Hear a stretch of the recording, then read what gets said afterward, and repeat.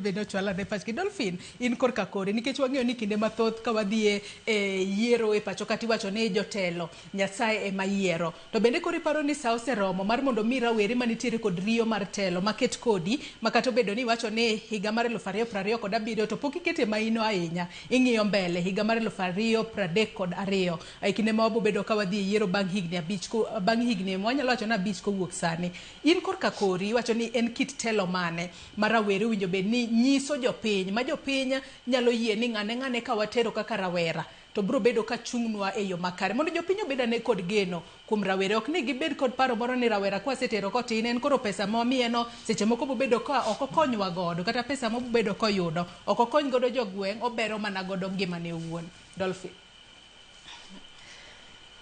Erokamano ahinya Joyce. Mokwongo aparo ni wang'eyo kit sirkal mwan go sani kendo wang'eyo kit tich ma jotendwa mantiere e kombe mosebede kombe kaluwore gi higni mosekalo nyaka sani mwawuoyeni. King'iyo maber ok gisebedo ka gita jopiny malong'o. Koro aparo ni wan gi crop of new leaders, wan gi crop of new youth,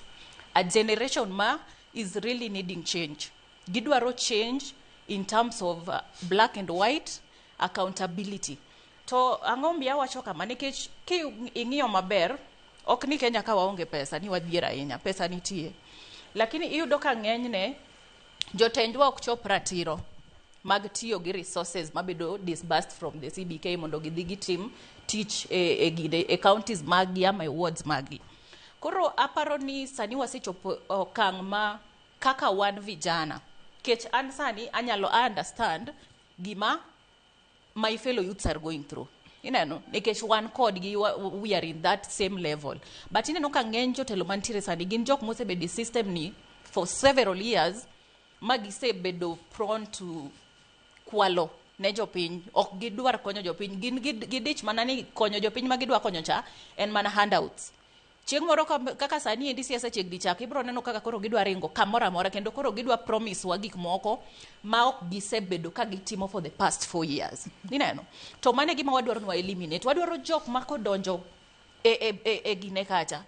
o wakete office jogi nyalo tiyo ne jopiny giwinjo wadwaro jok man gi utu mar Nyasaye, man gi nini moro mar Nyasaye mineno ni nyawadu ok onego bed ni chandre to inemi iwinjo maber. Ineno jatelo nego bed ni en ng'ama keto joge kamoro achiel to ng'iyo ni shida ni kanye to shida ma wan godo ni anyalo time nade.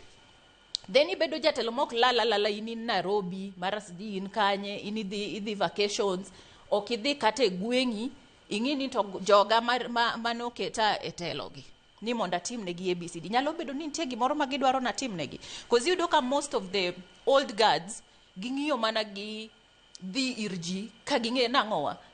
wachiegni chopo yiero machielo. Ti wacho kanyo ni mane kit telo ma ok dwar un kaka rawere gi sani. In kaka Dolphine, in kaka rawera manitiere kod lek mano mar laro kom telo e kinde mabiro mbele. Ang'o ma itimo mar mondo mi jopiny obed kod geno kuomi ni an kaka Dolphine e kinde ma koro abobiro ka asero mbulu kuomi. Ok abi bedo jatelo ma seche moko miyo mana ji handouts moko matindo tindo. Ok abi bedo jatelo ma koseyiera tabo bedo kalal. Iwinjo kanyo ka Kennedy ochiwo ranyisi moro makare ni seche moko e kinde mane osero mbulu nene dalane koseyiere to koro lal odhi dak kamachielo. Geno mane minyalo miyo jopiny ni an koro abobedo ka pogora kod jotelo mamoko mondo jopiny obedane kod geno kuom rawere ma olap dhogi ndong' ne kombe mopogore mag telo. Okay, kaka an anyalo wacho ni komiya migawo mar telo ne jogewa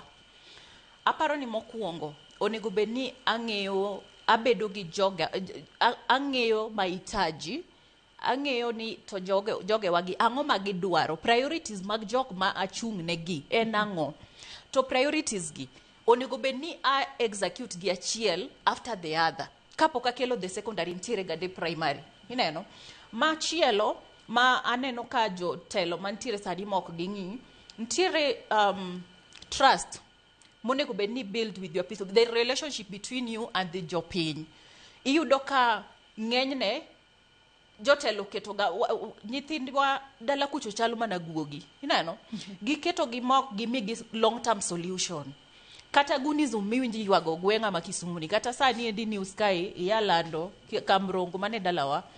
nini iwacho nade gunism ntiere is so high ma yesterday jok moko no bedo vandalized ngo timre a lot of things matimre dala but ipenjri ni kuonde ma gigi timre gi jotelo ling thi onge gima gitimo onge gima giwacho to they have all that it takes mondo mi gitimre nade gi eliminate gunism ni to gunism mantiere Kisumu ni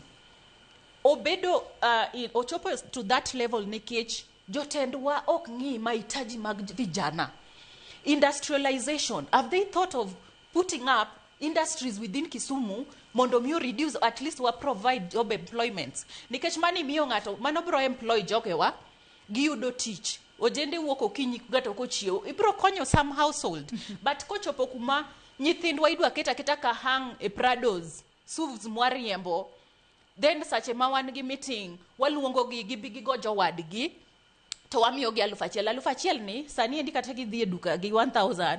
godhiambo dongo onge kori nano that kind of life an mano ngima mok adwar na wakete jogewa ni mwasiko wadwaro ni mano ni koro wakete something ni siasa en gap kamano siasa oken sando jogeu siasa en tero nini developments en